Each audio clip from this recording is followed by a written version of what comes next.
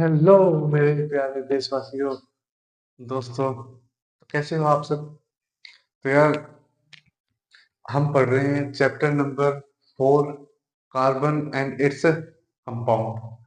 इस चैप्टर में हमने लगभग 3-4 बातें पढ़ ली होंगी, 4 क्लास हो चुकी हैं। आज बारी है एलोट्रॉप्स ऑफ कार्बन। ठीक है। जैसे कि हमने पिछली क्लास में पढ़ा था कि बॉन्ड कितने टाइप के होते हैं। आयनिक बॉन्ड में तो हमें पता है यार, एक इसके पास है, एक इसके पास ज्यादा, इसने इसको दिया और आयनिक कंपाउंड बन गया। लेकिन कोवेलेंट में क्या होता है, आधा इसके पास है, आधा इसके पास है, इन दोनों ने आपस में शेयर किया और क्या बना दिया, एक बना दिया। आप ये बात समझ रहे हैं? अब देखिए, अब हमें पढ़ना है एलोट्रॉप्स ऑफ कार्बन। एलोट्रॉप्स होते क्या हैं? एलोट्रॉप्स का मतलब जैसे आप इसे ऐसे समझ लीजिए कि एक लकड़ी है। ठीक है। जो हम पेड़ देखते हैं, अब जो पेड़ है वो तो क्या है, मेन मेन जो पेड़ है वो तो पेड़ है। लेकिन अब उसी पेड़ से हम क्या क्या बना सकते हैं? हम अपने दरवाजे बनाते हैं, हम अपनी टेबलें बनाते हैं, हम अपनी जो क्या कहते हैं जिसपे हम बैठते हैं, वो डेस्क स्कूलों में होती है ना, टेबल। अभी गवर्नमेंट का तो पता नहीं है, लेकिन प्राइवेट स्कूलों में तो टेबलें होती है, कई जगह लोहे की होती है, लेकिन कई जगह क्या होती है, लकड़ी की बनी होती है। दरवाजे जो हम बनाते हैं वो किसके बनाते हैं? लकड़ी के बनाते हैं। तो ये जितनी भी चीजें बनी है वो किसकी बनी है? लकड़ी की। उसी तरह एलोट्रोप्स होता है। एलोट्रोप्स का मतलब है कि मेन चीज तो यही है, लेकिन साथ के साथ और भी कोई चीजें आ रही। जैसे पढ़िए, different form of an element that has same chemical property but different physical. क्या कहा कि different form of an element that has same chemical property but.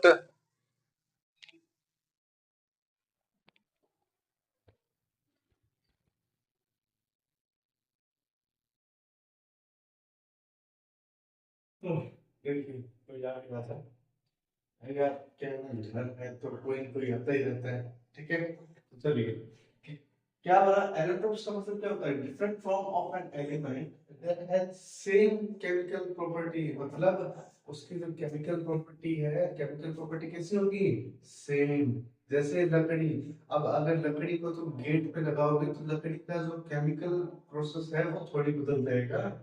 लकड़ी वही है और लकड़ी यही है। हाँ या ना? आधी बात समझ में? तो अब हमें किसका इलेक्ट्रॉन्स पढ़ना है? हमें पढ़ना है कार्बन का। क्या है कार्बन? कार्बन में जितने इलेक्ट्रॉन्स होंगे उसमें से लगभग हमारे ग्रुप में 3 दे रखे हैं। ठीक है। कार्बन का जो पहला इलेक्ट्रॉन है उसे कहते हैं डायमंड। सेकंड होता है ग्रेफाइट। और जो थर्ड होता है उसे कहते हैं फ्लोरेंस। क्या कहते हैं? फ्लोरेंस। तो आपको ये तीनों चीजें समझ आ गई, इन तीनों का एलोट्रोप्स का मतलब समझ आ गया। अब हम पढ़ेंगे कि डायमंड, ग्रेफाइट और फ्लोरेंस की प्रॉपर्टीज क्या है। ठीक है। हमारे बुक में ये फ्लोरेंस इतना दे नहीं रखा, तो इससे अगर ना भी पढ़ेंगे तो कोई इतनी दिक्कत है नहीं, लेकिन इन दोनों का पता होना जरूरी है। अब आप मुझे एक बात बताइए, क्या आपने डायमंड कभी देखा है? डायमंड आपने सुना होगा, देखा नहीं है तो सुना तो होगा ही ना, कि डायमंड को तोड़ने के लिए हमें डायमंड ही चाहिए होता है। हाँ है ना? कि डायमंड को तोड़ने के लिए हमें डायमंड चाहिए, क्योंकि डायमंड थोड़ा स्ट्रॉन्ग होता है और वो हार्ड होता है। तो डायमंड कैसा है? डायमंड है एक हार्ड सब्सटेंस। डायमंड कैसा है? Hard substance. अब अगर ये हार्ड है तो ये जल्दी से टूटेगा नहीं। चलो मान लिया ये नहीं। ठीक है। अब अगर इसकी स्ट्रक्चर की बात करें, स्ट्रक्चर कैसा होता है? डायमंड का जो स्ट्रक्चर है वो कुछ ऐसे होगा, जैसे कार्बन।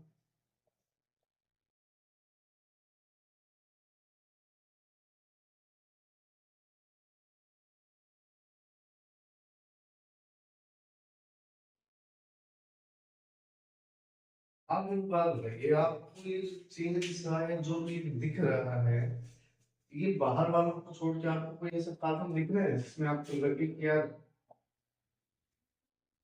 कोई ऐसी जगह जहां आपको लगे कि यहाँ तो कुछ छूट रहा है, यहाँ मतलब कार्बन नहीं आ सकता था, या कुछ ऐसी जगह मिले? क्यों? क्योंकि इसका जो डायग्राम स्ट्रक्चर होता है उसमें जितने भी कार्बन होते हैं वो सारे आपस में बॉन्डेड होते हैं। बॉन्डेड का मतलब क्या है? एक यहाँ, एक यहाँ, एक यहाँ, एक यहाँ, सारी जगह से कवर होते हैं। ठीक है। अब जब सारी जगह से कवर है तो कहीं इलेक्ट्रॉन फ्री होने की संभावना आएगी। जब इलेक्ट्रॉन फ्री नहीं होंगे तो क्या इलेक्ट्रिसिटी पास कर सकती है? नहीं कर सकती। और हमने 12th चैप्टर जो आपका इलेक्ट्रिसिटी है उसके अंदर पढ़ा था कि इलेक्ट्रिसिटी क्या होती है? Flow of electrons. तो जब इसमें कहीं इलेक्ट्रॉन फ्री घूम ही नहीं रहे हैं तो क्या डायमंड में कभी इलेक्ट्रिसिटी फ्लो करेगी? इसीलिए इसमें इसे हम कहते हैं बैड कंडक्टर ऑफ इलेक्ट्रिसिटी। क्यों? क्योंकि इसमें इलेक्ट्रिसिटी पास नहीं हो सकती। और पास क्यों नहीं हो सकती? क्योंकि इसके पास इलेक्ट्रॉन्स है ही नहीं। मतलब इलेक्ट्रॉन्स का मतलब ये है, जैसे मान लो एक क्लास में 50 बच्चे हैं तो 50 के 50 प्रेजेंट हो गए तो क्या कोई जगह खाली है? नहीं है। मान लो हमारी क्लास में 50 बच्चे हैं और बाहर से हमने एक और बुला लिया तो क्या जगह ज्यादा नहीं हो गई? हमें कैपेसिटी पूरी रखनी है, 50 है। अब मान लो कभी हमारे पास 49 स्टूडेंट है तब तो हम बाहर से बुला लें। लेकिन पूरे हैं, टोटल स्टूडेंट है, तो क्या हमें बाहर से बुलाने की जरूरत पड़ेगी? क्या टीचर को यहाँ वहां घूमना पड़ेगा? जब टीचर यहाँ वहां नहीं घूमेगा, स्टूडेंट आए होंगे तो क्या टीचर कहीं भी घूमेगा? कहीं नहीं घूमेगा तो इलेक्ट्रॉन्स टीचर हो गए, स्टूडेंट ये कार्बन हो गए। जब कार्बन पूरे हैं तो इलेक्ट्रॉन्स फ्री नहीं घूम सकता। टीचर स्टूडेंट जब पूरे आएंगे तो टीचर कभी फ्री नहीं घूम सकता। और जब टीचर फ्री नहीं घूम सकता या इलेक्ट्रॉन फ्री नहीं घूम सकता तो वो कैसा होता है? Bad conductor of electricity. और हमने पढ़ा था कि गुड कंडक्टर ऑफ इलेक्ट्रिसिटी क्या होता है? जिसके अंदर इलेक्ट्रॉन्स फ्रीली मूव कर सके। Second, graphite. ग्रेफाइट क्या हार्ड होता है? ग्रेफाइट मत समझो, आप इसे अपनी पेंसिल समझ लो। पेंसिल देखी है?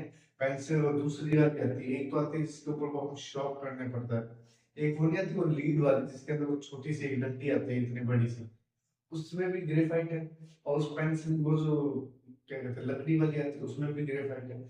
अब एक चीज है कि उसमें ग्रेफाइट अब एक डंडी के रूप में हमें दे रखा है, तो हम अगर उसमें पकड़ के प्लग में डाल दें, मान लो ये प्लग है जैसे रहा, ये प्लग है, इस प्लग में हमने ये यूं करके डाल दिया। मैंने जैसे ये पकड़ रखा है, मान लो कार्बन वाली है, ठीक है, मैंने इसको यूं पकड़ा और ये अंदर डाल दिया और यहाँ से मैंने बटन को चालू कर दिया, तो क्या होगा? मुझे करंट लगेगा। और क्यों लगेगा? क्योंकि ग्रेफाइट एक गुड कंडक्टर ऑफ इलेक्ट्रिसिटी होता है। ये हार्ड सब्सटेंस है लेकिन ये इतना हार्ड नहीं होता, मजबूत नहीं होता, इसलिए इसे ना तो सॉफ्ट बोल सकते हैं। सॉफ्ट का मतलब होता है कि जल्दी से नहीं टूटना, मगर ये कैसा होता है? ये थोड़ा रफ, मतलब इसे आप ऐसा समझ लीजिए जैसे ये है लकड़ी है, इसे एक लकड़ी समझ लीजिए, इसे आप तोड़ सकते हो या नहीं तोड़ सकते हो? हम तोड़ सकते हैं। तो जिसे हम तोड़ सकते हैं वो कौन है? ग्रेफाइट। लेकिन क्या डायमंड को हम तोड़ पाएंगे? नहीं, डायमंड को हम नहीं तोड़ सकते। ठीक है। बाद में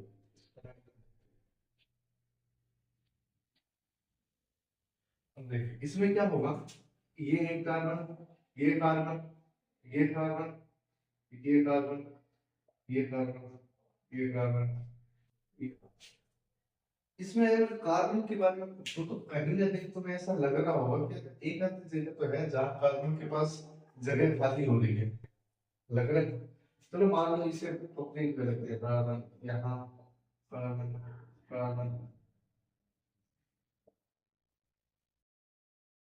ठीक है। लेकिन तुम्हें कहीं तो ऐसा लग रहा होगा ना, कहीं ना कहीं जगह बच रही है। तो जगह बचने के कारण ही इसमें क्या होते हैं? इलेक्ट्रॉन्स मूव करते हैं। और जब इलेक्ट्रॉन मूव करेंगे तो इलेक्ट्रॉन मूव करने को क्या होता है? आपको पता ही होगा, इसे कहते हैं good conductor, good conductor of